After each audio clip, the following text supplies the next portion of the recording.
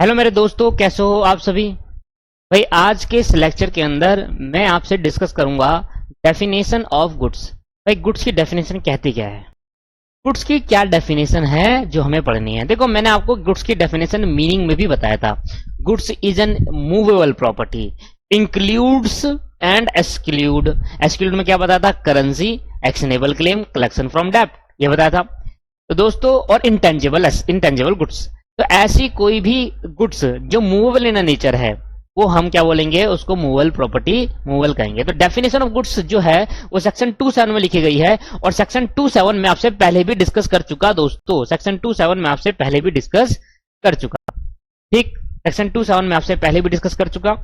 अब गुड्स का मीनिंग क्या है इधर, उसको जरा देखते हैं एक बार। वो मैं आपसे पहले डिस्कस कर चुका, फिर दोबारा एक बार पढ़ते हैं। देखो goods means every kind of movable property other than मतलब इन्हें छोड़कर, क्या, एक्शनेबल क्लेम, मनी जो करेंसी है वो, और क्या बताता है, कलेक्शन फ्रॉम डेब्ट। यहां पर पूरी नहीं लिखी पर क्या बताता है, कलेक्शन फ्रॉम डेब्ट, or intangible goods and includes stock, share, growing crops, grass, tree, thing attach to the forming part of the land which are agree to serve it before the sale or under the contract of the sale. ऐसी कोई चीज जो land से जुड़ी हो, जैसे कि grass land के अटैच रहती है, जिसको हम काट कर बेच सकते हैं, ठीक है, कॉन्ट्रैक्ट कर सकते हैं सेल का, तो दैट्स मीन कॉल्ड गुड्स। तो दोस्तों अगर ये डेफिनेशन ना लिखकर आप कौन सी डेफिनेशन लिखो, वो वाली लिखो, goods is an movable property include this and exclude this, तो वो डेफिनेशन बिल्कुल सही मानी जाएगी। क्लियर है या नहीं है। जैसे कि यहां पे मैंने एग्जांपल दे रखा है, where the tree were sold so that they were to be cut out and separate from the land and taken away by the buyer, the contract for a sale of tree is a movable goods. क्यों, tree को काट कर दिया जाता है, जैसे sofa वोफे बनाने होते हैं, जैसे कि हम फर्नीचर की दुकान है, फर्नीचर की शॉप है, तो फर्नीचर में क्या चाहिए, लकड़ी चाहिए, वुड चाहिए, तो वुड कहीं ना कहीं से कट कर आएंगे, पेड़ से कट के आएंगे, तो वो भी तो बिकाऊ बेचते हैं। तो ट्री को काट कर, जो कि लैंड से अटैच होते हैं, उसको काट कर बायर ले जाता है, that is called movable goods. तो मूवेबल गुड्स किसे कहते हैं, गुड्स की डेफिनेशन क्या होती है, मैं आपसे पहले डिस्कस कर चुका। यहां पर बस ऐसे लिख दिया गया है, अगर आपको ये लिखना है तो लिख लीजिए, ठीक है, नहीं लिखना कोई बात नहीं, वो गुड्स की डेफिनेशन यहां छाप दीजिए। भाई इंक्लूड ये है, एक्सक्लूड ये है, बस। क्लियर है दोस्तों। आगे बढ़ते हैं। जो मेन पॉइंट है ना दोस्तों, हमें इस लेक्चर के अंदर जो मेन चीज सीखनी है वो सीखनी है टाइप्स ऑफ गुड्स। अब टाइप्स ऑफ गुड्स में मेन चीज क्या है, चार्ट है, देखो ये सामने चार्ट दिख रहा है टाइप्स ऑफ गुड्स का, ये चार्ट आपको जरूर बनाना है इसमें। अब क्या क्या है, देखो टाइप्स ऑफ गुड्स को फर्दर 3 पार्ट में क्लासिफाई करा गया है। पहला पार्ट को बोला एग्जिस्टिंग गुड्स, ये मैंने आपको पहले भी डिस्कस करता, मैंने कहा इसको आगे डिस्कस करेंगे, और देखो आज वो आगे आगे मैं डिस्कस कर रहा हूं आपके साथ। टाइप्स ऑफ गुड्स के अंदर हमें पहला टाइप क्या है, एग्जिस्टिंग गुड्स, दूसरा टाइप क्या है, फ्यूचर गुड्स, तीसरा टाइप क्या है, कंटीजेंट गुड्स। तो कंटीजेंट नहीं पढ़ा था हमने। अच्छा, एग्जिस्टेंट को फर्दर पार्ट में क्लासिफाई करा गया, एग्जिस्टेंट को फर्दर 3 पार्ट में क्लासिफाई करा, स्पेसिफिक गुड्स, असर्टेन गुड्स और अनअसर्टेन गुड्स। क्या क्या कर रहा है भाई, अगर मैं बात करूं टाइप्स ऑफ गुड्स की, तो आप क्या कहोगे भाई, टाइप्स ऑफ गुड्स क्या है, तो बनाएंगे मेरे साथ साथ लिखेंगे, टाइप्स ऑफ गुड्स को 3 भागों में क्लासिफाई करा, पहला, दूसरा, तीसरा। पहले को बोला क्या, एग्जिस्टिंग गुड्स, पहले को क्या नाम दिया दोस्त, एग्जिस्टिंग गुड्स नाम दिया। दूसरे को क्या नाम दिया, आपके पास फ्यूचर गुड्स नाम दिया, दूसरे को बोला फ्यूचर गुड्स, और तीसरे को बोला कंटिजेंट गुड्स।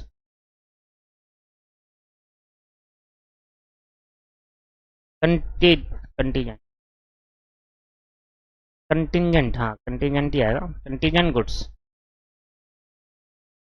अच्छा, फिर क्या हुआ दोस्त, फिर फर्दर एग्जिस्टेंट गुड्स को और क्लासिफाई करा, कहा कि भाई ये इसका पार्ट है, 3 पार्ट है इसके। पहले का नाम दिया स्पेसिफिक गुड्स, पहले का क्या नाम दिया दोस्त, स्पेसिफिक गुड्स। दूसरे का नाम दिया असर्टेन गुड्स, असर्टेन्ड गुड्स, और तीसरा नाम दिया sir uncertain goods, unascertain goods. अब भाई इन तीनों सभी का मतलब समझेंगे, और सभी का मतलब समझने के बाद टाइप्स ऑफ गुड्स खत्म हो जाएंगे। बहुत इंपॉर्टेंट है ये, बहुत ज्यादा इंपॉर्टेंट है, पेपर में आने के चांसेस रहते हैं। ठीक है दोस्तों, चलो भाई, तो आप हम स्टार्ट कर रहे हैं अपना टाइप्स ऑफ गुड्स में। सबसे पहले स्टार्ट बताओ क्या करेंगे, एग्जिस्टिंग गुड्स, फ्यूचर गुड्स और कंटीजेंट गुड्स में से एग्जिस्टिंग गुड्स स्टार्ट करते हैं और उसको समझने की कोशिश करते हैं एग्जाम्पल के साथ। ये चार्ट बनाया आपने, बढ़िया से चार्ट बनाएंगे, बढ़िया तरीके से एकदम। ये लो भाई, टाइप्स ऑफ गुड में 3 चार्ट आपको मेंटेन करना है। आओ सर स्टार्ट करते हैं, बताओ क्या, existing goods. Sale of goods act थोड़ा बड़ा है, टाइम लगेगा इसके अंदर, अभी तो पहला चैप्टर आज खत्म होगा हमारा। 4 क्लास लेने के बाद पहला चैप्टर खत्म हो रहा है, 4 से 4 क्लास हो गई है शायद। हाँ, एग्जिस्टिंग गुड्स।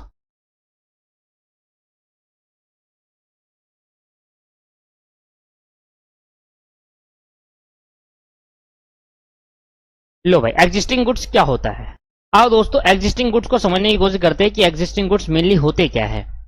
देखो, मैं एक सेलर हूं और आप है एक बायर। एक सेलर है भाई, मान लेते हैं एक सेलर है, ये सेलर है, और एक है बायर, एक है बायर।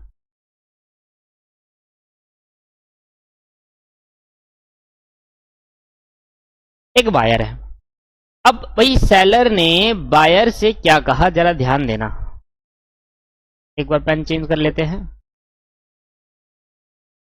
बायर गया सेलर के पास, सेलर से बोलता है, बायर गया सेलर के पास, सेलर से कहता है कि सेलर भाई, I want to purchase goods, I want to purchase goods, I want to purchase, मैं गुड्स खरीदना चाहता हूं। अच्छा, सेलर ने कहा हाँ भाई मिल जाएंगे गुड्स। इसने कहा भाई देखो, सेलर की जो दुकान थी, वो शॉप जो थी, वो मान लेते हैं फर्नीचर शॉप है, फर्नीचर शॉप है सेलर की। और ये कह रहा है गुड्स खरीदने हैं, तो गुड्स क्या खरीदने हैं इसको, भाई फर्नीचर खरीदना है। कह रहा है मुझे 1000 फर्नीचर खरीदने हैं, 1000 फर्नीचर खरीदने हैं अलग अलग वैरायटी के, 1000 फर्नीचर खरीदने अलग अलग वैरायटी के। इसने कहा कि देखो सर, 1000 फर्नीचर आपको खरीदने हैं, ये फर्नीचर हमारे पास अभी अवेलेबल है, अभी अवेलेबल है। मतलब 1000 से ज्यादा फर्नीचर इनके पास अवेलेबिलिटी कितनी है, available of furniture, available of furniture कितना है इनके पास, सेलर के पास। तो ये कह रहा है कि भाई हमारे पास 5000 का स्टॉक पड़ा हुआ है, 5000 के फर्नीचर का स्टॉक हमारे पास पड़ा हुआ है। इसका मतलब ये हुआ दोस्तों, 5000 के फर्नीचर का स्टॉक पड़ा हुआ है, इसका मतलब ये हुआ कि जिस टाइम कोई बायर जब सेलर से गुड्स लेने आता है, फर्नीचर लेना आता है, तो उस टाइम सेलर के पास उस फर्नीचर पड़े होते हैं। मतलब फर्नीचर छोड़ो, जिस टाइम बायर सेलर के पास आता है और सेलर से कहता है सेलर भाई मुझे इतने गुड्स चाहिए, है क्या अभी, हाँ, अगर at the time of contract the goods are in existence process, existing nature, मतलब अगर गुड्स एग्जिस्ट कर रहे हैं, मतलब सेलर की शॉप में अभी है, सेलर के पास है, इसका मतलब यह हुआ दोस्तों कि अब सेलर को क्या करना पड़ेगा, अब ये गुड्स जो होंगे, इन गुड्स को एग्जिस्टिंग गुड्स कहा जाएगा। क्या बोला मैंने, दोबारा समझो। एग्जिस्टिंग गुड्स क्या होता है, जिस टाइम एक बायर सेलर के पास आया और सेलर से कहता है सेलर भाई क्या मुझे इतने फर्नीचर मिल जाएंगे क्या, वो कह रहा हाँ मिल जाएंगे हमारे पास है। इसका मतलब furniture eight the time of contract exist कर रहे हैं, इसका मतलब ऐसे गुड्स को क्या नाम दिया जाएगा, एग्जिस्टिंग गुड्स कहा जाएगा। तो eight the time of contract, at the time of contract दोस्तों, एक मिनट तो पेन को भी चेंज करते हैं। Eight the time of contract, at the time of contract, if goods are in existence,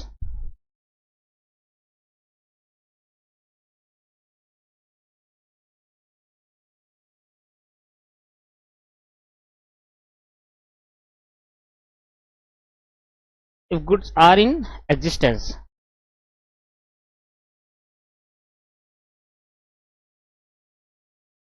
then such goods is known as, such goods,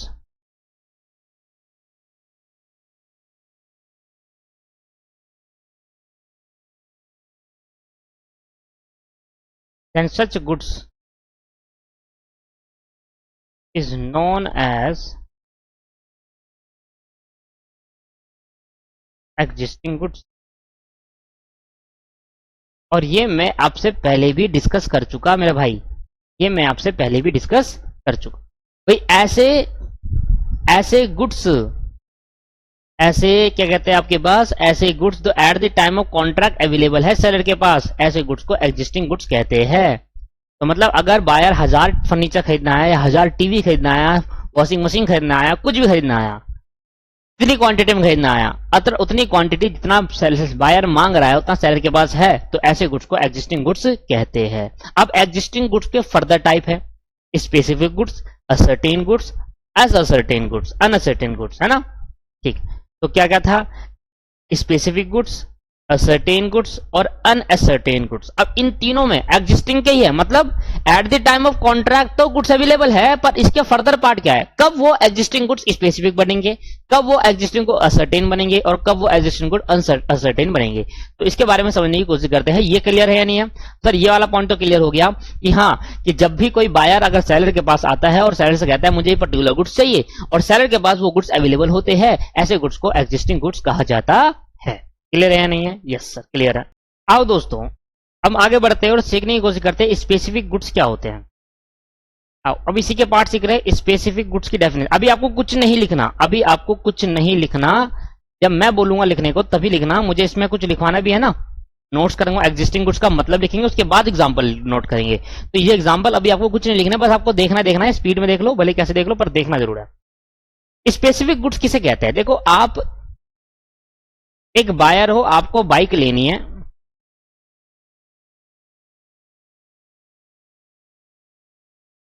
आप एक buyer हो, आपको बाइक लेनी है, ये बायर है। अब ये बाइक लेने गया कहां पर? बाइक लेने पहुंचा शोरूम में, बाइक शोरूम में बाइक लेने पहुंचा भाई, बाइक शोरूम में क्या लेने पहुंचा? बाइक लेने पहुंचा। Want to purchase a bike. आराम से पढ़ा रहा हूं ना, जानबूझकर, जल्दीबाजी भी कर सकता हूं पर नहीं, ये इंपॉर्टेंट है इसलिए आराम से पढ़ा रहा हूं। Want to purchase a bike.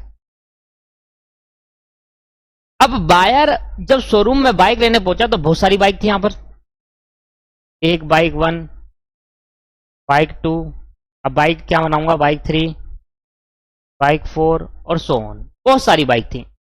अब भाई बायर गया शोरूम के पास और शोरूम में बाइक को, जब ये बाइक शोरूम के साथ कॉन्ट्रैक्ट करा था, at the time of contract,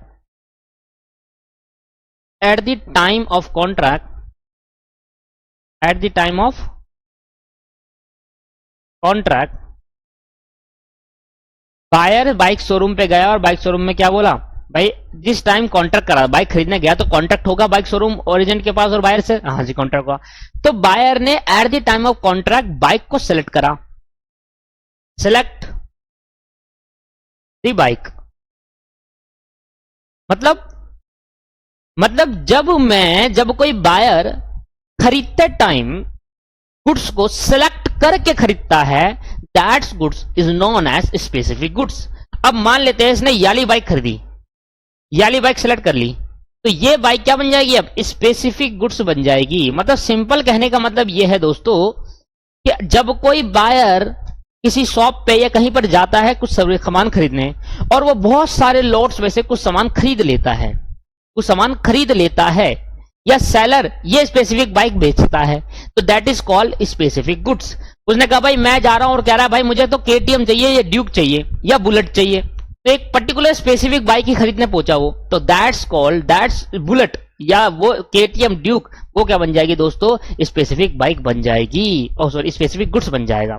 तो स्पेसिफिक गुड्स क्या होता है, जिस टाइम हम कॉन्ट्रैक्ट कर रहे होते हैं उस टाइम हम उसी टाइम आइडेंटिफाई कर लेते हैं कि हमें कौन सा खरीदना है। इसका मतलब क्या है, जिस टाइम कॉन्ट्रैक्ट कर रहे होते हैं, लिख लेंगे इसमें, जिस टाइम कॉन्ट्रैक्ट कर रहे होते हैं, जिस टाइम कॉन्ट्रैक्ट करते हैं उस टाइम ही आइडेंटिफाई करते हैं, आइडेंटिफाई कर लेते हैं कि कौन सी बाइक लेनी है। और जब आप at the time of contract identify कर लेते हो दोस्तों, that goods, that bike is known as specific goods या स्पेसिफिक बाइक। तो सिंपल मतलब यह है स्पेसिफिक गुड्स का, जिस टाइम बायर कॉन्ट्रैक्ट कर रहा है सेलर के साथ, उस टाइम अगर कॉन्ट्रैक्ट करने के टाइम पर वो उस गुड्स को स्पेसिफाई आइडेंटिफाई कर लेता है कि हाँ मुझे ये पर्टिकुलर गुड्स खरीदना है, that goods is known as specific goods. क्या वो एग्जिस्ट कर रहा है? हाँ, एग्जिस्टेंस तो है, बाइक तो है, बाइक तो एग्जिस्ट कर रही है, तभी तो बोला इसका पार्ट है। Specific goods are part of existing goods. क्यों बोला? क्योंकि जिस टाइम वो कॉन्ट्रैक्ट करेगा उस टाइम आइडेंटिफाई करेगा तो स्पेसिफिक गुड्स है, तो आइडेंटिफाई तो तब करेगा जब एग्जिस्ट होगा, जिसका मतलब specific goods are part of existing goods. Clear है या नहीं है? ठीक है। मान लो अभी गुड्स है ही नहीं, जब गुड्स है ही नहीं तो आइडेंटिफाई क्या करेगा? तो इसका मतलब गुड्स है तभी तो आइडेंटिफाई करेगा, तो एग्जिस्टिंग होगा तभी तो स्पेसिफिक बनेगा। क्लियर है? इसलिए स्पेसिफिक गुड्स को एग्जिस्टिंग गुड्स का पार्ट माना गया है। क्लियर है भाई? क्लियर है सर। आओ अगर आगे बात करें तो अब बात करते हैं ascertain एंड, एक साथ ही पढ़ाऊंगा, unascertain goods. ascertain and unascertain क्या होते हैं भाई? ये सारे एग्जाम्पल अभी आपको नहीं उतारने, ये मैं जब बोलूंगा तब आप उतारना, जिस जगह पर बोलूंगा उस जगह पर उतारना। ठीक है। अब असर्टेन और अनअसर्टेन गुड्स क्या होते हैं? आपने गए, देखो आप एक सब्जी वाला है भैया, कभी कभी बाजार में आप सब्जी लेने गए होंगे, ठीक है, या कभी कभी मैक्स बाजार, या अगर आप देखो तो बिग बाजार जो होते हैं वहां पर भी सब्जियां मिलती हैं, तो सब्जी लेने गए होंगे। तो सब्जी वाला मैं बात कर रहा हूं, वो छोटे मोटे लोकल एरिया में जो बाजार लगते हैं ना, तो वो सब्जी वाला भैया जरा गाना बजा दे, नहीं जरा सब्जी दिला दे। लो भाई सब्जी वाले भैया, ये आप थे यहां पर, आपकी मदर सब्जी वाले भैया को देख रही है तगड़ी तरीके से, कह रही भैया ढंग से दे दियो सब्जी, बहुत मारूंगी। लो भाई, मान लो मम्मी लोग है, नहीं आपकी मदर क्या, मेरी मदर भी है, जो सब्जी लेने जाती है भाई, यार सब्जी लेने जाएंगे तो खाएंगे क्या भाई। तो मम्मी गई सब्जी वाले के पास, सब्जी वाले के पास गई और सब्जी वाले से बोला भैया टमाटर प्याज जितने भी है, जितनी सब्जी लेनी है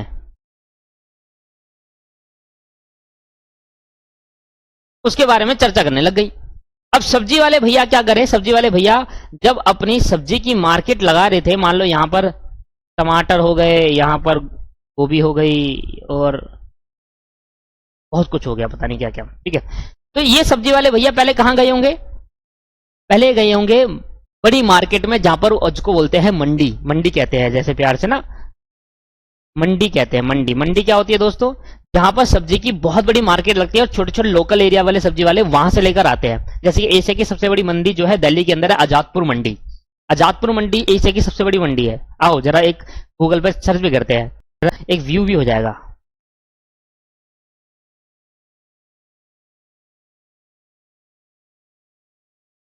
ये तो भाई यही है ना, तो ये जो आजादपुर मंडी है एशिया की सबसे बड़ी मंडी है जो दिल्ली के अंदर है। अब देखो ऐसे जो सब्जी वाले भैया है, ये सब्जी वाले सारे सब्जी वाले भैया ही दिख रहे हैं यहाँ पर। मान लेते हैं ये वेजिटेबल्स, फल फ्रूट की बात करें, फ्रूट्स वगैरह की बात करें, देखना कितनी भीड़ लग रही है। तो मंडी जहां क्या कहते हैं, मंडी को जहां पर सारे वेजिटेबल्स फल फ्रूट्स वगैरह मिलते हैं बहुत सारे बल्क में दिख रहे होते हैं, मतलब वहां सबसे बड़ी मंडी होती है। तो ये मंडी गया, मान लेते हैं मंडी गया और मंडी से लेकर आया आपके पास सब्जी। पहले मंडी गया, मंडी से फिर क्या लेके आया, ये सब्जी लेके आया, ये अपनी लोकल मार्केट में बेचने लग गया। सब्जी लेकर आया और लोकल मार्केट में बेचने लगा। ध्यान समझना। अब जब ये आजादपुर मंडी में सब्जी लेके आएगा, मान लेते हैं ये टमाटर या फिर प्याज वगैरह बेच रहा है, तो ये आजादपुर मंडी में जाएगा तो वहां पर तो बहुत सारे टमाटर और प्याज होंगे, क्योंकि ये तो बहुत बड़ी मंडी है, बहुत बड़ा सब कुछ होता है वहां पर। तो वहां से क्या करा इसने, क्या करा, कुछ टमाटर और प्याज लेकर आया। ठीक है, वहां से क्या करा, कुछ टमाटर, मतलब सारे उठा के लाया कि सेलेक्टिव उठा के लाया? सर सेलेक्टिव उठा के लाया। देखो भाई, तो ये जो भी लाया वो सेलेक्टिव उठा के लाया है। अच्छा, और जब हमारी मम्मी सब्जी लेने जाएगी इस दुकानदार से, इस शॉप वाले से, मतलब इस सब्जी वाले भैया से, तो हमारी मम्मी भी क्या लेकर आएगी, उसमें से भी सिलेक्टिव लेकर आएगी, सिलेक्टिव लेकर आएगी। आप समझने की कोशिश कर रहे हैं मैं क्या समझाने चाह रहा हूं? मतलब गुड्स तो बहुत सारे हैं, पर हम जिस टाइम कॉन्ट्रैक्ट कर रहे हैं, जिस टाइम हम बाई कर रहे हैं, उस टाइम सिलेक्टिव उठा रहे हैं। That's called a certain goods. That's called a certain goods. जब गुड्स का लॉट साइज ज्यादा होता है और उसके अंदर हम सिलेक्टिव उठाते हैं, हमें पता है ये वाला लेना है, हमें ये वाला लेना है, तो वो क्या होते हैं दोस्तों? असर्टेन गुड्स माने जाते हैं। और कभी कभी ऐसा होता है कि जो सब्जी वाले भैया होते हैं, वो मान लो एक सब्जी वाले भैया यहां पर है, ये पहुंचे, कहता है भाई देखो एक एक सेलेक्टिव करना तो बहुत मुश्किल हो जाएगा, बल्क में ले लेते हैं। क्या ले लेते हैं? बल्क में।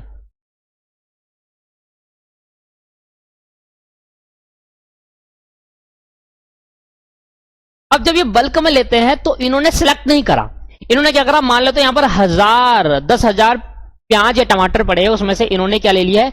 200 प्याज और टमाटर ले लिया, 200 ले लिया, 200 गुड्स ले लिए। मान लो 10,000 गुड्स पड़े, यहां पर 10,000 यूनिट के गुड्स पड़े हैं, उसमें से 200 यूनिट गुड्स ने ले लिया, पर इसने सिलेक्ट नहीं करा। ये नहीं पता था इसको कौन से ले जा रहा हूं।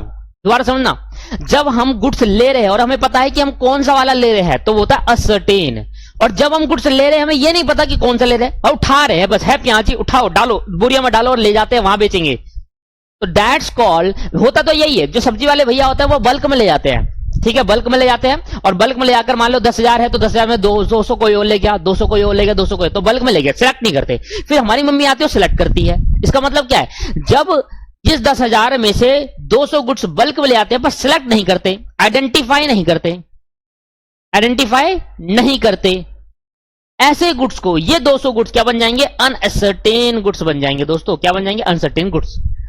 जब हम गुड्स लेते हैं और डिस्क्रिप्शन के बेसिस पर ले लेते हैं गुड्स, उससे बोलते हैं कि भाई सही है, उसने कहा हाँ भाई बिल्कुल सही है, आज 10,000 में 200 ले जाओगे तो 200 में से एक तो ही खराब होगा, बाकी 198 ठीक होगा। तो डिस्क्रिप्शन के बेसिस पर गुड्स ले गए, सिलेक्ट नहीं करा, तो डिस्क्रिप्शन के बेसिस पर जो गुड्स ले गए हैं वो गुड्स अनअसर्टेन गुड्स माने जाते हैं। अनअसर्टेन लगा क्योंकि हमने आइडेंटिफाई नहीं किया। और जब हम आइडेंटिफाई कर लेते हैं, पर आइडेंटिफाई कब करा? आइडेंटिफाई कब करा? हमारी मम्मी ने सब्जी वाले भैया से बोले भैया कैसे दे रहे हो? इतने का भाई इतने रुपए किलो दे रहे हैं, चलो ठीक है पैक कर दो। तो मतलब कॉन्ट्रैक्ट हो गया, कॉन्ट्रैक्ट होने के बाद उसने सिलेक्ट करा। तो मतलब आइडेंटिफाई जो हम कर रहे हैं, सिलेक्ट जब हम कर रहे हैं, सिलेक्टिव लेकर आएगी तो कब करेगी? आइडेंटिफाई, मतलब कॉन्ट्रैक्ट बनने के बाद, कॉन्ट्रैक्ट बनने के बात। ध्यान समझना मैं क्या समझाना चाह रहा हूं, बहुत सिंपल लैंग्वेज में समझाऊंगा, तीनों में डिफरेंस समझ में आएगा। अगर तीनों में डिफरेंस समझ में आ गया तो आपको तीनों समझ में आ गया। Eight the time of contract अगर हम गुड्स आइडेंटिफाई करते हैं तो उसको बोलते हैं हम स्पेसिफिक गुड्स।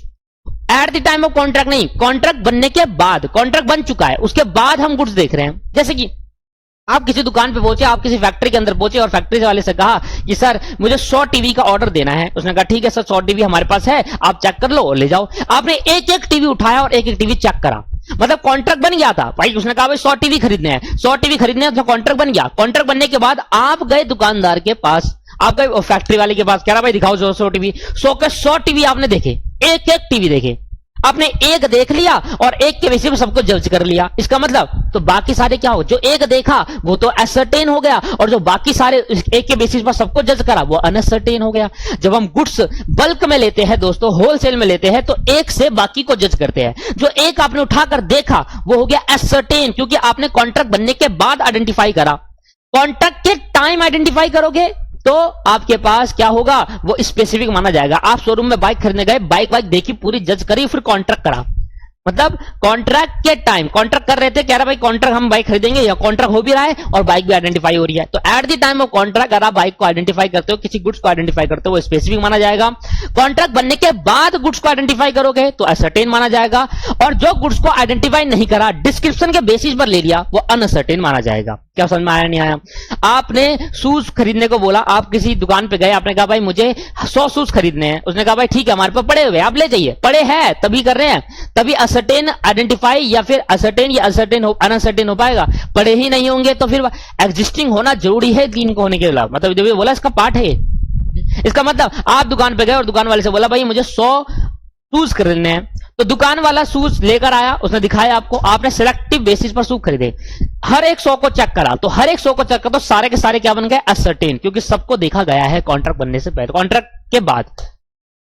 कॉन्ट्रैक्ट बना लिया, कह रहा भाई 100 सूट खरीदने, कह रहा ठीक है भाई पैसे दे दो 100 सूट। अब आपने कहा एक सूट देखा, आपने एक सूट को जज कर एक के बेसिस पे सबको जज कर लिया। इसका मतलब आपने सारे को आइडेंटिफाई नहीं करा, आपने सिर्फ एक को आइडेंटिफाई, जो एक को आइडेंटिफाई करेगा वो तो असर्टेन हो गया, बस जो सारे एक के बेसिस पे सबको जज करा वो क्या हो गया, अनअसर्टेन गुड्स माना जाएगा। क्या समझ में आया नहीं आया? अगर इतनी बातें आपको समझ में आ गई तो मैं अब आगे बढ़ता हूं, आपको समझाता हूं कहां से आपको नोटिंग करनी है। आओ दोस्तों, सबसे पहले तो आपको चार्ट के नीचे लिखना है स्पेस एग्जिस्टिंग गुड और यहां से यहां उतारना है। स्टॉप करो, पॉज करो दोस्तों, एक मिनट को। The goods owned and possessed by the seller at the time of the making of the contract of the sale are called existing goods. जिस टाइम कॉन्ट्रैक्ट कर रहे हैं उस टाइम में गुड्स का पोजीशन या गुड्स ऑन किसके पास है, सेलर के पास। उस टाइम गुड्स सेलर के पास है, आप बायर हो मैं सेलर हूं, आप मेरे से कॉन्ट्रैक्ट कर रहे हो सेल का, तो मेरे पास जिसका गुड्स का कॉन्ट्रैक्ट कर रहे हो वो गुड्स मेरे पास अभी अवेलेबल है, उसका पोजीशन उसका ओनरशिप मेरे पे है। इसका मतलब वो क्या माने जाएंगे, एग्जिस्टिंग गुड्स माने जाएंगे। Sometime the seller may be in position but might not the owner of the goods. कभी कभी ये होता है सेलर क्या होता है, सेलर पोजीशन में तो होता है, ओनर नहीं होता। क्या मतलब है, मतलब सेलर के पास गुड्स तो रहते हैं पर सेलर उसका मालिक नहीं है। कैसे? सबसे बड़ा एग्जांपल जो है मारुति सुजुकी होंडा शोरूम या हीरो होंडा, हीरो अलग हो गई, होंडा अलग हो गई, मारुति सुजुकी हो गई, आपके पास बजाज हो गई, आपके पास यमा हो गई, है ना, आपके पास जुपिटर किसकी है वो टीवीएस हो गई। ठीक है, तो अगर ये देखो ये शोरूम वाले जो है कि ये ओनर होते हैं क्या बाइक के, ये टीवीएस का ओनर तो अलग है, मारुति सुजुकी का तो ओनर अलग है, पर मारुति सुजुकी वाली कंपनी क्या कर रही है, अपनी कारें क्या कर रही है, अलग अलग एजेंट को दे रही है बेचवाने के लिए। तो एजेंट ओनर नहीं है पर एजेंट के पास गुड्स है, एजेंट के पास कार है बेचने के लिए, पर एजेंट उस कार का ओनर नहीं है। कार का ओनर तो कौन है, मारुति सुजुकी वाला। तो मारुति सुजुकी वाला कार का ओनर है, पर मारुति सुजुकी वाले पर्सन ने क्या करा, अलग अलग एजेंट को कार को डिस्ट्रीब्यूट करा के तुम बेचो। तो जिस एजेंट के पास वो कार है तो मतलब पोजीशन तो है पर उसका मालिक नहीं है, तब भी एग्जिस्टिंग गुड्स माना जाएगा। कार का होना जरूरी है, पोजीशन होना जरूरी है, आपका ओनरशिप होना जरूरी नहीं है। ओनरशिप कहीं भी हो, कार का पोजीशन अगर आपके पास है तो आप बेच सकते हो उसको, और ऑथराइजेशन मिलनी चाहिए। इसका मतलब ये नहीं कि आपने ऑथराइजेशन नहीं मिली आप बेच सकते हो। आपके पास मेरा पेन है, आपके पास आ गया तो आप बेच दोगे, ऐसा नहीं, मेरी ऑथराइजेशन होगी हाँ तू बेच दे। तो मारुति सुजुकी वाले, होंडा वाले क्या करते हैं, एजेंट को, शोरूम एजेंट को क्या करते, कहते हैं कि भाई हम जितनी कार बेचोगे, जितनी बाइक बेचोगे उतने पैसे कमीशन देंगे। तो भाई वो एजेंट बाइक को बेचते हैं तो पोजीशन तो बाइक का उनके पास है, बाइक तो उनके पास है, पर ओनरशिप किसके पास है, होंडा शोरूम के ओनर के पास। तो इसी को हम कहते हैं मर्केंटाइल एजेंट, भी इन्हीं को कहते हैं। मर्केंटाइल एजेंट भी किसको कहते हैं, इन्हीं को कहते हैं। तो दोस्तों मर्केंटाइल एजेंट कौन हुए, देखो मारुति सुजुकी वाला मैं ओनर हूं मान लो किसी बाइक का, मैंने आपको बोला कि भाई मेरे बिहाफ पर आप मेरी बाइक बिकवा देना, तो आप हो गए मर्केंटाइल एजेंट। मैंने अपनी बाइक आपको दी बिकवाने के लिए, तो आपको क्या बोला जाएगा आज के बाद, मर्केंटाइल एजेंट। मर्केंटाइल का मतलब होता है mainly business law, business mainly क्या होता है, बिजनेस होता है। तो मर्केंटाइल का मतलब होता है बिजनेस। तो बिजनेस कर रहे नहीं कर रहे मारुति सुजुकी वाले और उसके एजेंट, हाँ सर बिजनेस हो रहा है, कमीशन लेते हैं वो हर कार बिकवाने पे, तो दैट इज वो एजेंट क्या माना जाएगा आज के बाद, मर्केंटाइल है। तो eight the time of contract अगर गुड्स की अवेलेबिलिटी है तो उसको बोलेंगे एग्जिस्टिंग गुड्स। और एग्जिस्टिंग गुड्स लिखने के बाद आपको ये वाला एग्जाम्पल लिखना है, ये वाला एग्जाम्पल उतारना है, ठीक है। इसके बाद आपको एग्जाम्पल उतारने के बाद the existing goods can be further classify करा। अब यहाँ पर होगा स्पेसिफिक गुड्स, क्या है जरा पढ़ना। Specific goods are those goods which are identify and agreed upon at the time of the contract the sale is made. जिस टाइम पे कॉन्ट्रैक्ट करा उस टाइम पे आपने आइडेंटिफाई कर लिया और एग्री हो गए, हाँ मुझे ये लेना है, बाइक लेनी है। It is essential that the goods are identified and separate from the other goods. और ये एसेंशियल जरूरी है कि गुड्स आप आइडेंटिफाई करो तभी स्पेसिफिक माना जाएगा। बहुत सारी बाइकें रखी, उसमें से एक ब्लैक सेलेक्ट करना है, सभी बाइकों में से एक बाइक सेलेक्ट करके अदर सेपरेट कर दो कि भाई ये वाली बाइक मुझे खरीदनी है, that called specific goods. Eight the time of contract अगर सभी बाइकों में से एक बाइक सेपरेट कर देते हो, सेलेक्ट करके आइडेंटिफाई करके अलग कर देते हो तो उसको बोलेंगे आइडेंटिफाई और स्पेसिफिक गुड्स। देखो क्या लिखा है, इट इज एसेंशियल, एसेंशियल मतलब जरूरी, that the goods are identified and separate from the other goods. Goods identify करो और सभी गुड्स में से अलग करके रखो, तभी हम उसको स्पेसिफिक गुड्स कहेंगे। और स्पेसिफिक गुड्स करते इसके नीचे वाला एग्जांपल लिखना, यह एग्जाम्पल लिखना दोस्तों, लिखो पॉज कर लेना, यह एग्जाम्पल लिखना, ठीक। इसके बाद असर्टेन गुड्स क्या है, ascertain goods are identify after the contract of sale as per the term as decided. Contract कर लिया है, कॉन्ट्रैक्ट करने का जो भी टर्म डिसाइड हो, भाई इस टर्म पे जो भी टर्म डिसाइड उस टर्म के अकॉर्डिंग उसने क्या करा, आइडेंटिफाई करा। तो कॉन्ट्रैक्ट करने के बाद आइडेंटिफाई करा जा रहा है, जैसे ही मैंने आइडेंटिफाई कर दिया वो आइडेंटिफाई क्या बन जाएगा, वो स्पेसिफिक गुड्स असर्टेन गुड्स बन जाएगा। और अनअसर्टेन गुड्स क्या है, दोनों लिंक बात, when the goods are not separately identify or ascertain at the time of making contract, after making या at the time of contract are known as ascertain. मतलब ना तो गुड्स आपने उस टाइम कॉन्ट्रैक्ट करते टाइम आइडेंटिफाई करा, ना ही contract करने के बाद आइडेंटिफाई करा। बस आपने क्या करा, सिलेक्टिव बेसिस पर एक आइडेंटिफाई करा, उसी के बेसिस पर बाकी डिस्क्रिप्शन के बेसिस पर बाकी सबको सेलेक्ट कर लिया। तो इसका मतलब आपने आइडेंटिफाई नहीं करा, चेक नहीं करा कुछ भी, आपने क्या करा, सिर्फ ऐसे सेलेक्ट कर लिया, एक को आइडेंटिफाई करके उसी के बेसिस पर सबको चेक कर लिया, सबको सेलेक्ट कर लिया। और आइडेंटिफाई बिल्कुल नहीं करा, चेक किसी को नहीं करा। एक एक चेक करोगे तो असर्टेन गुड्स। अगर एक के बेसिस पर सबको जज कर लोगे और डिस्क्रिप्शन में के बेसिस पर लिख लोगे, भाई हमने कहा भाई मेरे कंप्यूटर के अंदर ये चीज होनी चाहिए, मेरे लैपटॉप के अंदर ये चीज होनी है, मेरे को 100 लैपटॉप चाहिए, 100 के अंदर ये चीज होनी चाहिए। आपने कहा चलो ठीक है, एक को देखा हाँ भाई है तो सबको डाल दिया, ठीक है। That is called uncertain goods, uncertain goods. When the buyer does not select the goods from him from a lot of goods का मतलब क्या होता है, गुड्स का बहुत सारे गुड्स जब इकट्ठा रख देते हैं, that is called lots of goods. Lot of goods मतलब गुड्स का जब बहुत सारे गुड्स, मान लो 100, 200, 300, 100 का एक लॉट बना दे कि भाई 100 गुड्स का एक लॉट है, मतलब 100 गुड्स एक साथ रखे हुए हैं, 200 गुड्स का लॉट, 1000 गुड्स का lot. But identify and indicate only by the description. कैसे आइडेंटिफाई करें, सिर्फ डिस्क्रिप्शन पढ़ गया, अच्छा इसका ये डिस्क्रिप्शन ठीक है, इसको भी रखो, इस दैट्स कॉल्ड अनअसर्टेन गुड्स। और ये दोनों उतारने के बाद अब यह एग्जांपल उतारना, इसको ठीक से उतार लेना, ठीक है, इसको सब्जी बना लेना ढंग से, है ना, अपने हिसाब से। ये एग्जांपल उतार लेना दोस्तों, क्लियर है या नहीं है? यस है। तो यहां पर आपको ये समझ में आया कि एग्जिस्टिंग गुड्स डिटेल में मैंने आपको जो समझाया, तीनों में फर्क पड़ा कि एग्जिस्टिंग में स्पेसिफिक कब होता है, असर्टेन कब होता है और अनअसर्टेन कब होता है। एमसीक्यू में पूछ सकता है इन तीनों में कि इन तीनों में कब कौन, अब एग्जांपल थ्योरी टॉप के दे देगा, उसमें बोलेगा बताओ इसमें बताओ कौन सा गुड्स है, स्पेसिफिक है, असर्टेन है, अनअसर्टेन। ठीक है, आओ बढ़ते हैं आगे, जिसका नाम है फ्यूचर गुड्स। अच्छा, बात कर रहे हैं अगर फ्यूचर गुड्स की, तो फ्यूचर गुड्स के बारे में मैंने आपको बताया था। जिस टाइम हम जॉब का एक बायर आया, आप मेरे पास आया, आपने कहा भाई मुझे 100 आपके पास टीवी चाहिए, तो मैंने कहा देखो सर 100 टीवी तो है नहीं, आप ऑर्डर दे जाओ, हम 100 टीवी का प्रोडक्शन करना चालू कर देंगे, मैन्युफैक्चरिंग करना चालू कर देंगे। That is called future goods. Simple, कि मतलब जिस टाइम आप कॉन्ट्रैक्ट कर रहे हो उस टाइम गुड्स है ही नहीं, वो ऑर्डर देकर जाएगा, आप गुड्स फिर बनाओगे, फिर मैन्युफैक्चरिंग होगी। तो मतलब आपने आज मेरे को ऑर्डर दिया, फिर मैन्युफैक्चरिंग स्टार्ट, मतलब कॉन्ट्रैक्ट बन गया, कॉन्ट्रैक्ट बनने के बाद गुड्स की मैन्युफैक्चरिंग या प्रोडक्शन चालू हुआ, that goods is called future goods, जो फ्यूचर में बनेंगे। सिंपल है, ये तो नॉर्मल है। तो देखो फ्यूचर गुड्स के बारे में क्या कहता है, it mean goods are to be manufacture और प्रोड्यूस और acquire by the seller after making the contract of sale, a contract to sale oil not yet pressed from the seed of his position. ये छोड़ दो, example है, ये छोड़ दो, यहां तक लिख लेना, यहां से यहां तक कि भैया क्या था, जिस टाइम कॉन्ट्रैक्ट हो गया था, जिस टाइम कॉन्ट्रैक्ट था उस टाइम गुड्स नहीं थे, कॉन्ट्रैक्ट बन चुका है, अब कॉन्ट्रैक्ट के बाद गुड्स का मैन्युफैक्चरिंग, गुड्स का प्रोडक्शन या गुड्स की एक्विजिशन। एक्विजिशन मतलब या तो गुड्स बनाएंगे या खरीद के लाएंगे, या टीवी बनाएगा वो सेलर या कहीं से खरीद के लाएगा सस्ते में और इसको बेच देगा महंगे में। तो दोस्तों जिस टाइम कॉन्ट्रैक्ट बन गया था उस टाइम वो गुड्स नहीं थे, उसके बाद मैन्युफैक्चरिंग, प्रोडक्शन या एक्विजिशन हो रहा है, that good is known as future goods. Simple है ये, नहीं है सिंपल है, ये तो पहले भी डिस्कस कर लिया था हमने। ठीक, अब बात करते हैं एक नए गुड्स की, जिसका नाम है कंटीजेंट गुड्स। कंटीजेंट गुड्स, आओ दोस्तों कंटीजेंट गुड्स समझते हैं। कंटीजेंट गुड्स क्या होता है? आपने कभी नाम सुना है क्लब फैक्ट्री का? क्लब फैक्ट्री एक ऑनलाइन शॉपिंग प्लेटफॉर्म है, ऑनलाइन शॉपिंग प्लेटफॉर्म है, जैसे अमेजॉन फ्लिपकार्ट होती है वैसे ये भी है, और यह है चाइना का, यह है दोस्तों चाइना का, चाइना का।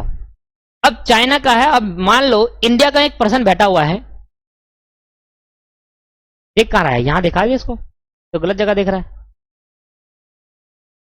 धड़ धड़ रह गया, मुंडी गायब कर दी मैंने, फिर वहीं देख रहा है यार, इधर कैसे दिखाएंगे इसको?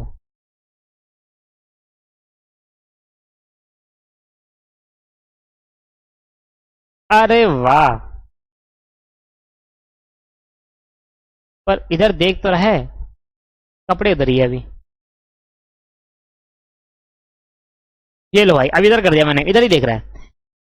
लो भाई क्लब फैक्ट्री में गया, थोड़ा टाइम पास कर रहे हैं भाई, और क्या करें, पढ़ाते पढ़ाते थक जाते हैं। ये मान लो इंडिया में एक पर्सन बैठा हुआ है, मान लेते हैं मिस्टर ए, जो मेरे फेवरेट है। मिस्टर ए ने क्लब फैक्ट्री से शॉपिंग करी, शॉपिंग करी। इन्होंने क्या मंगाया पता है? एक कैमरा मंगाया, कैमरा। इन्होंने कैमरा मंगाया, इन्होंने पता है क्या मंगाया?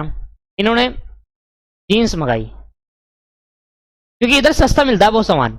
पर इसमें शिपिंग चार्ज इतना हो जाता है कि वो वही पहुंच जाता है जो इंडिया में अमेजोन में बिक रहा होता है। वैसे इनका मान लो जो कैमरा इंडिया के अंदर 20,000 का बिक रहा होगा वो यहां पर मिल जाएगा 5,000 रुपए का, पर शिपिंग चार्ज हो गया 15,000 रुपए। हाँ, क्योंकि आ रहा होता है चाइना से। तो जीन्स मिल खरीदी इन्होंने, मान लो शर्ट खरीदी, लड़का है ये, लड़का, लड़की नहीं है ना, इसलिए शर्ट खरीदी। और मान लेते हैं इन्होंने एक मोबाइल फोन खरीदा,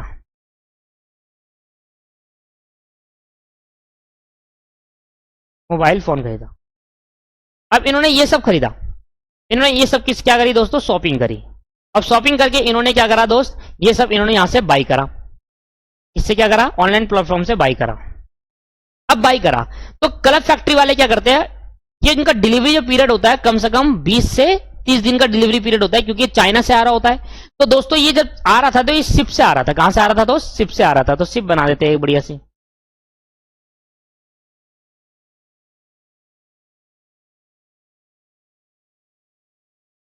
शिप से आ रहा था।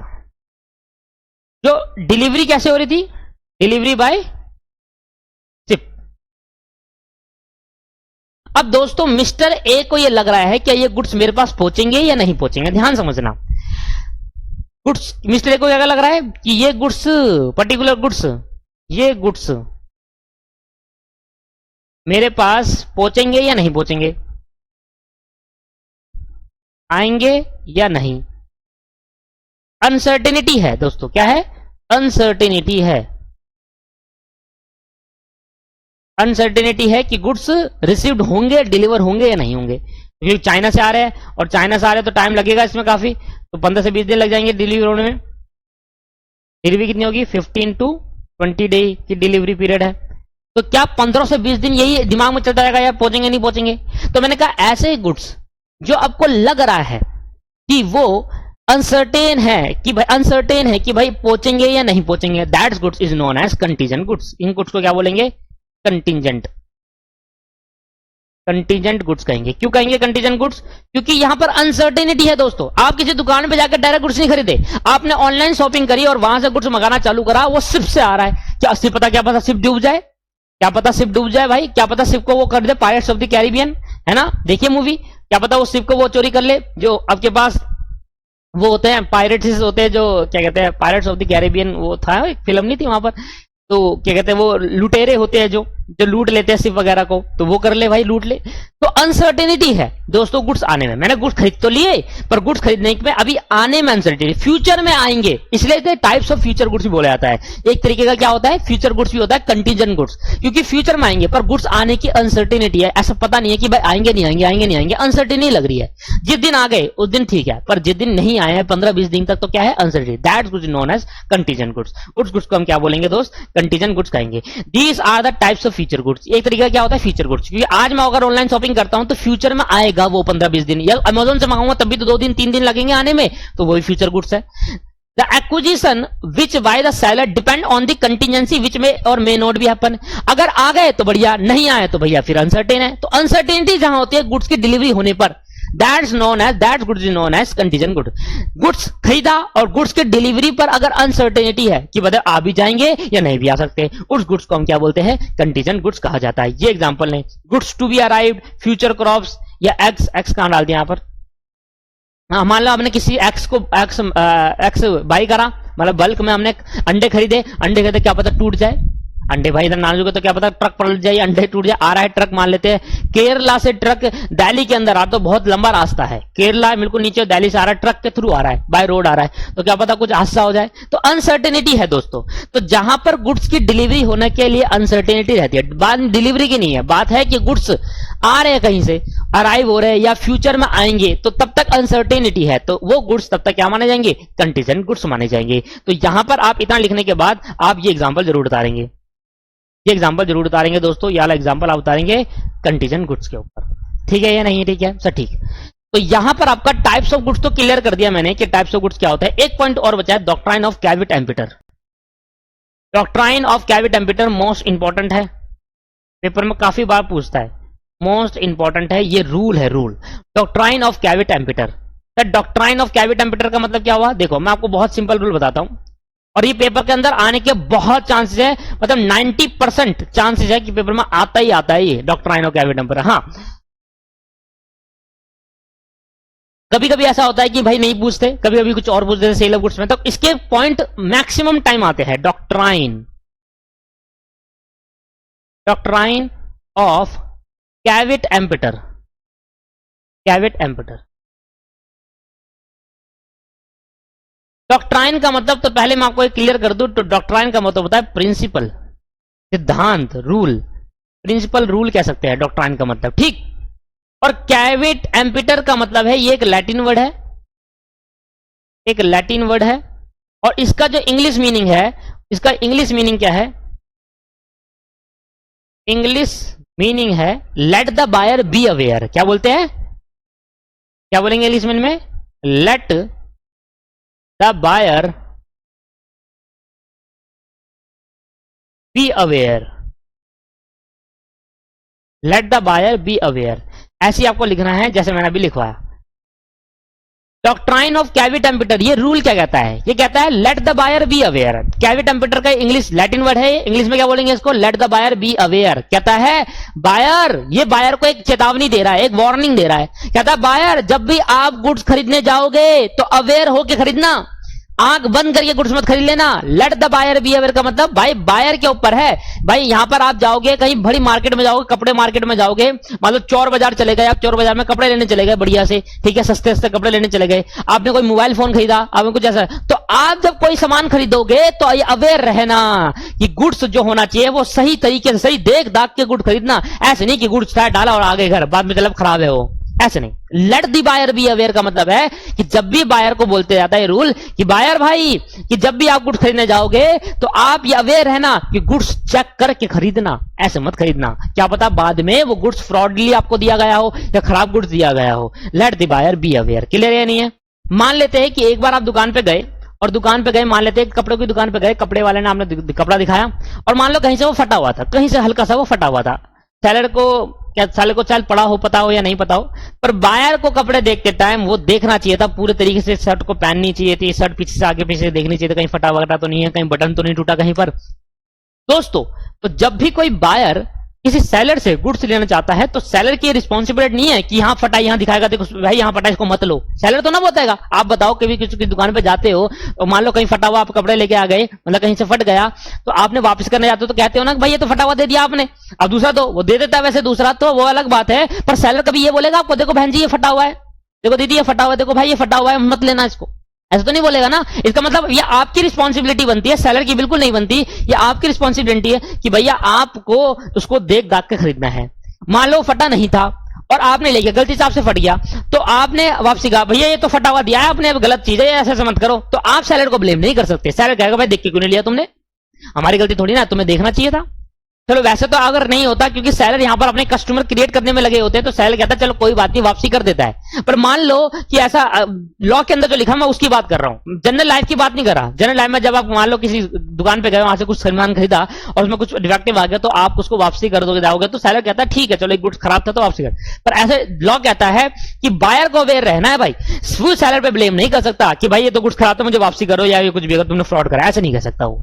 मतलब लेट द बायर बिहेवियर का मतलब है जब भी बायर गुड्स खरीदे तो ये गुड्स खरीदते टाइम ये सेटिस्फाई हो जाए कि जो वो क्वालिटी चाहता है, जो वो चाहता है डिस्क्रिप्शन, वो उसको मिल रहा है या नहीं मिल रहा। अगर मिल रहा है तभी खरीदे, अदरवाइज मत खरीदे, और सब कुछ देख दाख के खरीदे। कोई ऐसी चीज नहीं भाई डिफेक्टिव हो गया बाद में तो सेलर को ब्लेम कर रहा है कि भैया सेलर भाई नहीं यहाँ आपकी गलती हुई, ऐसे कोई ब्लेम नहीं कर सकते फिर उस केस के अंदर। ठीक है दोस्तों, ये नहीं समझ में आया, आ गया। तो लेट दी बायर बिहेवियर का मतलब है कि सेलर बायर जब भी गुड्स खरीदेगा तो वो अपने आप को सेटिस्फाई करेगा कि भाई क्या इसमें जो क्वालिटी मैं चाहता था, बायर जो क्वालिटी चाहता था वो क्वालिटी है इस गुड्स में, यही है। जिस डिस्क्रिप्शन में बायर चाहता था वो डिस्क्रिप्शन है। लैपटॉप लेने जा रहे हो, आप चाहते हो 4 GB रैम और 500 GB हार्ड डिस्क हो, तो है या नहीं डिस्क्रिप्शन? नहीं है, तो फिर क्यों फायदा आपका लेने का? फिर आप तब भी ले रहे हो, फिर बाजार पे क्लेम नहीं कर सकते। ठीक है दोस्तों, तो ये आपके पास रूल कहता है द टर्म कैविट एम्पिटर, यहां से चालू करना है लिखना, पहला पॉइंट आपके पास लिखना है, the term caveat emptor is a Latin word which is known as let the buyer be aware. और सेकंड पॉइंट यहां से चालू करना है, यहां से सेकंड पॉइंट यहां से चालू करना है और लिखना दिस प्रिंसिपल डॉक्ट्राइन का मतलब क्या होता है? प्रिंसिपल होता है। ये 5 लाइन 5 पॉइंट लिख देना, जब भी डॉक्ट्राइन ऑफ कैविटी टेम्परेचर आएगा 5 पॉइंट लिखना, पूरे नंबर मिलेंगे। This principle for the buyer, ये प्रिंसिपल किसके लिए है? बायर के लिए। टू सेटिस्फाई हिमसेल्फ, अपने आप को सेटिस्फाई कर लो भाई, that the goods which are is purchasing, जो गुड्स आप खरीद रहे हो बायर, वो आपकी क्वालिटी को रिक्वायरमेंट, आपके रिक्वायरमेंट के हिसाब से वो आप खरीद रहे हो, मतलब आपके रिक्वायरमेंट को गुड्स की क्वालिटी पूरी कर रही है।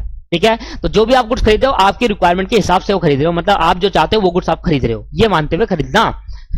सेकंड पॉइंट हो गया।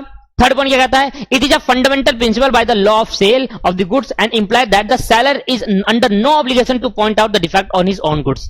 मैंने कहा सेलर ये कभी नहीं कहेगा कि देखो ये देखो देखो दीदी ये डिफेक्टिव है, इसको मत लेना, ऐसा नहीं कहेगा दोस्तों, समझिए आप। तो बायर को खुद अवेयर होना है, बायर के लिए प्रिंसिपल बनाया गया है कि बायर कि जब भी तू गुड्स खरीदेगा तो तू अवेयर रह के खरीदना गुड्स, तू जब भी गुड्स खरीदेगा तो ये देख लेना कि तू सेटिस्फाई है इस गुड्स से नहीं है। सेलर कभी भी पॉइंट आउट नहीं करेगा कि भाई मेरे गुड्स में डिफेक्टिव है, ऐसा नहीं करेगा। सेलर के लिए कोई भी ऑब्लिगेशन नहीं है ये। इन अदर वर्ड, इसी को अदर वर्ड से पढ़ा जाए तो क्या बोले जाएंगे? The buyer must take care while purchasing the goods, if he made wrong selection he can not blame the seller. अगर वो गलत सिलेक्शन कर लेता है तो सेलर को ब्लेम नहीं कर सकता। If the goods turn out to be defective do not serve to his purpose, तो मतलब अगर गुड्स डिफेक्टिव निकल जाता है या कुछ ऐसा पॉइंट निकल जाता है, डिफेक्टिव पॉइंट निकल जाता है, तो उस केस के अंदर सेलर को ब्लेम नहीं कर सकते कि भाई सेलर तेरी वजह से डिफेक्टिव है, अब आपसे कर। भले ही जनरल लाइफ में क्या हो रहा है, सेलर क्या कर रहा है, जो भी अगर डिफेक्टिव होता है सेलर वापसी कर दे रहा है, यार चेंज हो जाएगा, अगर कुछ नहीं आएगा पसंद या नहीं आएगा तो चेंज करवा लेना, कर रहा है ना ऐसा। तो इस केस के अंदर वो जनरल लाइफ के अंदर हो रहा है, क्योंकि seller creation of customer create करना चाहता है कि कस्टमर ज्यादा से ज्यादा क्रिएट हो, गुडविल बने, ऐसा लॉ के अंदर कहीं नहीं लिखा। अगर सेलर मना कर दे तो आप उसको कुछ नहीं कर सकते, लॉ ये कहता है। क्लियर है या नहीं है? और इसके अंदर एक फेमस केस था, जिसको बस फेमस केस क्या था? वार्ड एंड हॉब्स, आपके पास 1878 हॉब्स, टॉन हॉब्स वाली फिल्म आई थी ना एक, टॉन एंड हॉब्स करके, अगर देखी हो आपने, लड़कों ने देखी होगी, लड़कियां इतनी देखती कहां है, देखी होगी तो बताना। Famous case of Ward and Hobbs 1878 का केस है, याद करने की केस बिल्कुल भी जरूरत नहीं। केस में क्या था? यही था कि एक बायर था और एक सेलर था। इसमें बायर क्या होता, अवेयर नहीं था, और सेलर पे वो क्लेम कर रहा था कि सेलर ने मेरे को धोखा करा है, मेरे साथ फ्रॉड करा है। तो ये रूल लाया गया और कहा गया let the buyer behaviour, buyer को खरीदना, बायर को ये रिस्पॉन्सिबल था कि बायर को देख के खरीदना चाहिए था, अदरवाइज। क्लियर है या नहीं है? पर इसकी कुछ एक्सेप्शन है दोस्तों, इसकी कुछ क्या है? एक्सेप्शन है, वो एक्सेप्शन हमारे लिए नहीं है। However, the doctrine of caveat emptor does not mean the buyer may take a chance. इस केस के आने के बाद ये लाया गया, इसका मतलब ये नहीं है। केस का मतलब क्या है? इसमें हॉब्स और वार्ड्स में केस के अंदर क्या हुआ था? एक बायर था, एक सेलर था, और बायर क्या कर रहा था? बायर ने भाई गुड्स खरीदा, उसको पता था कि भाई गुड्स जो है डिफेक्टिव है, उसने सोचा क्यों ना मैं इसका चांस लूं। उसने गुड्स खरीदा, उसको पता था ये फट रहा है कपड़ा यहां से, उसने तब भी खरीद लिया, जानता था वो गुड्स डिफेक्टिव है। मैं बायर हूं, आपकी दुकान पे आया, आप सेलर हो, मैंने गुड्स देखा, मैं जानता, मेरे को दिख रहा था आप सेलर है, मैं इस पे मैंने इसको खरीदता हूं और बोलूंगा फ्रॉड करा है मेरे साथ, केस कर दूंगा इस पे। आपको नहीं पता था इस बात, मैंने खरीद लिया, और मैं खरीदने के बाद क्या करा? मैंने खरीदने के बाद देने का भाई मैंने आपके केस कर दिया, मैंने कहा तो फटा हुआ गुड दिया, तुमने गलत गुड, तुमने फ्रॉड करा है मेरे साथ।